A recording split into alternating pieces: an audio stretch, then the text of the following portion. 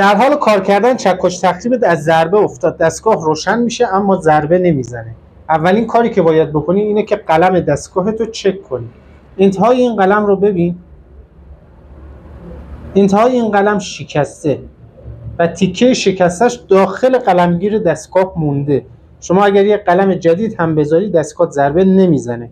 باید تیکه شکسته قلم رو از داخل قلمگیر در بیاری و دوباره قلم جدید رو بذاری. پس تا آخر این ویدیو با من همراه باش تا آموزش کامل خارج کردن قلم شکسته رو از داخل قلمگیر ببینی. اولین کاری که ما باید بکنیم برای خارج کردن قلممون، باید لوازم قلمگیر رو جدا کنیم. ببین اینجا یک کلاهک پلاستیکی داره به این حالت. این سه نظام پلاستیکی رو میدی بیاد پایین، این کلاهک رو خارج میکنی. بعد از اون یک خاری داره، این خار رو باید در بیاری. این خاری هست که اجازه نمیده این سه نظام پلاستیکیمون از درون قلمگیر بیرون بیاد. بعد از اون سه نظام پلاستیکی رو خارج میکنی که همراهش یک فنر هست. ببین اینجا رو دو تا ساچمه داریم، سمت این ور قلمگیره، یه سمت هم این ور قلمگیر. این ساچمه ها رو خارج میکنی.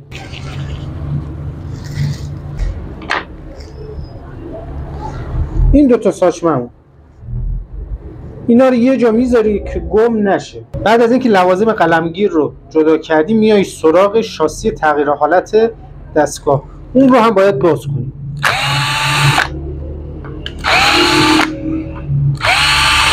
ببین یکم باش بازی کنی میاد بیرون به این حالت.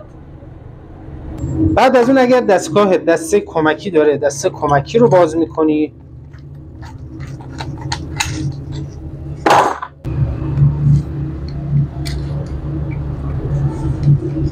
بعد از اینکه پیچ ها رو باز کردی سیلندر رو خارج میکنی از داخل گیر باکس. این سیلندرمون هست. این حالت میتونی از داخل این قابش هم جدا کنی. ببین ما میخوایم این قلم شکسته رو در بیاریم از داخل این قلمگیر. ما باید این قسمت رو جدا کنیم.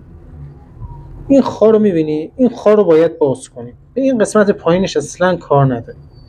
این خار رو باز کنیم. باز کن میندازی داخل این خار، بازش میکنی، یه دوستا هم میندازی زیر خار. این خار میاد بیرون. ببین به این حالت.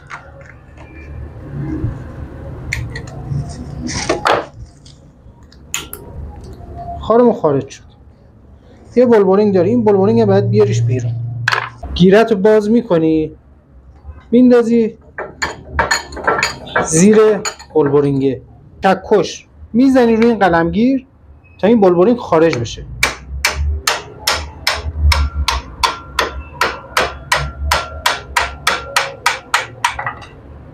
اون اومد بیرون. خب این از بلبورینگ. اینجا ساچمه داریم، این ساچمه ها اینا رو باید باهاشون یه خورده بازی بکنی بیاد بیرون. این یکی، این دوتا، این سه تا، این سه تا ساچمش میذاری کنار گم نشه. بعد قلمگیر تو از درون این قسمت میکشی میاد بیرون. خب اینجا دقت کن، اینجا هم ساچمه داریم، سه تا هم اینجا ساچمه میخوره. این ساچمه ها رو هم کنار میذاری، یه خورده بازی کنی ساچمه ها هم میاد بیرون. ببین این سه تاش اومد بیرون. اینا رو میذاری کنار گم نشه. بعد میای با یه دسو ضربه میزنی، این ضربه زن بیاد بیرون. این حالت این ضربه زن اون میاد بیرون و قلم شکستی که داخلش مونده. این تیکه قلم شکستمون هست. حالا دوباره باید دستگاه رو جمع کنی به همین ترتیب. ببین این قلمگیر رو میاری، ضربه زن رو داخلش جا میزنی، اینجا یه شیارایی داره.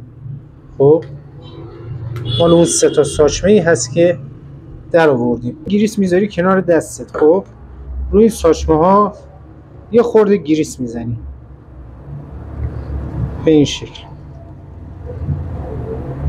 که زمانی که میخوای دستگاه رو جمع کنی ساچمه ها نیفته. به این حالت هر ستاشو جا میزنی. بعد از اون داخل سیلندر جا میزنی. به این حالت هم جا میخوره. ببین باز اینجا جای ساچمه داره که مال این قسمته. تنظیم میکنی میندازی بره پایین. حالا دوباره این سه تا ساچمه هم جا میزنی. ساچمه ها رو میذاری گریس میزنی روش که نیفته. میچرخونی این سمت رو جا میزنی.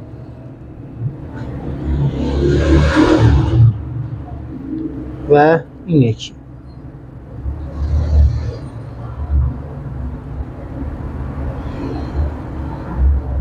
ببین حالا بولبورینگ رو جا میزنی. این بولبورینگ رو میدی بره پایین خورده. خب بعد میای این قسمت برعکس میکنی به این حالت.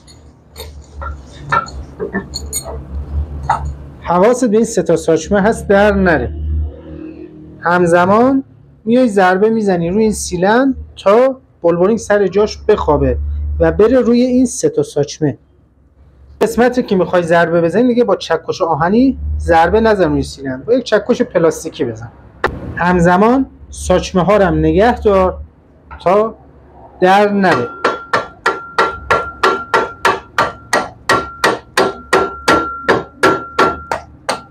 بولبورینگ هم سر جاش خوابید و اومد قسمتی که خارمون افتاده بود. حالا اون خار هم جا میزنی.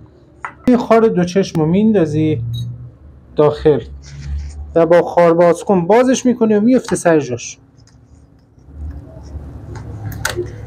این افتاد سر جاش. بعد از اینکه خار رو جا زدی باید این قاب رو هم داخل این بولبورینگ جا بزنی.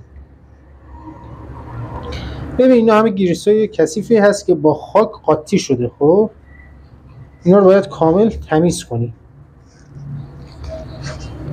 به این حالت با یک دستمالی قشنگ این قسمت رو تمیز میکنی. بعد میای قاب رو میذاری و سیلندر رو داخلش جا میزنی. یه خورده بازی کنی و ضربه بزنی این به راحتی جا میخوره.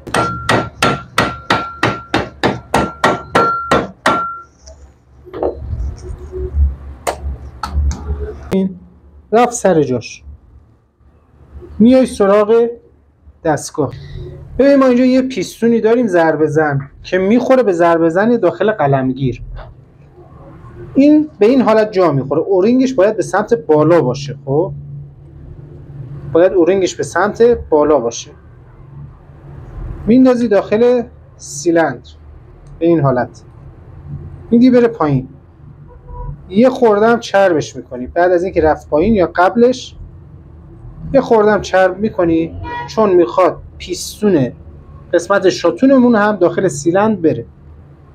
میای درب رو باز میکنی. خب این درب رو شاتون رو نگاه میکنی. شاتون رو باید مستقیم باشه و پیستونت هم مستقیم که داخل این سیلندر به راحتی جا بخوره. بعد میکنی به پیستون که داخل سیلندر بره. یه خورده بازی میکنی این میره داخل و به این حالت سر جاش میخوابه.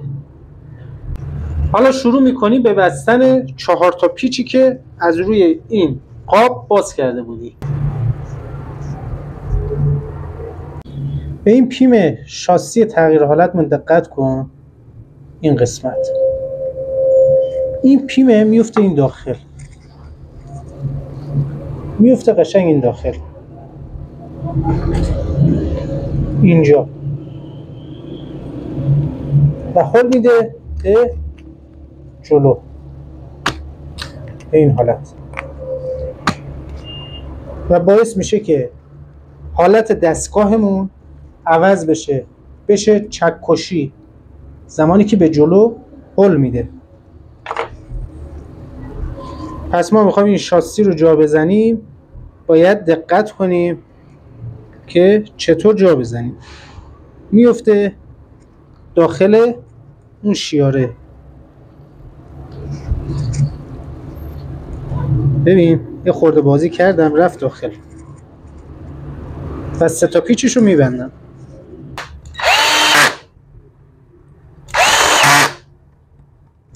هر به رودم قرار میدم. قسمتی که گریس رو چک میکنیم. این دستگاه گریس داشت و نیاز نبود که ما درونش گریس بزنیم. ببین ابتدا ساچمه ها رو جا میزنی. 2 تا ساچمه داشت، یکی این قسمت، یکی قسمت دیگه. بعد از اون یه فنر داره، فنر رو میندازی، سنظام یا کاور پلاستیکی میندازی بره داخل. این خارم میندازی روی این، به راحتی رفت سر جاش خوابید. تا حالا کلاهک هم قرار میدی و با یه قلم سالم میندازی داخل و تستشو میگیری.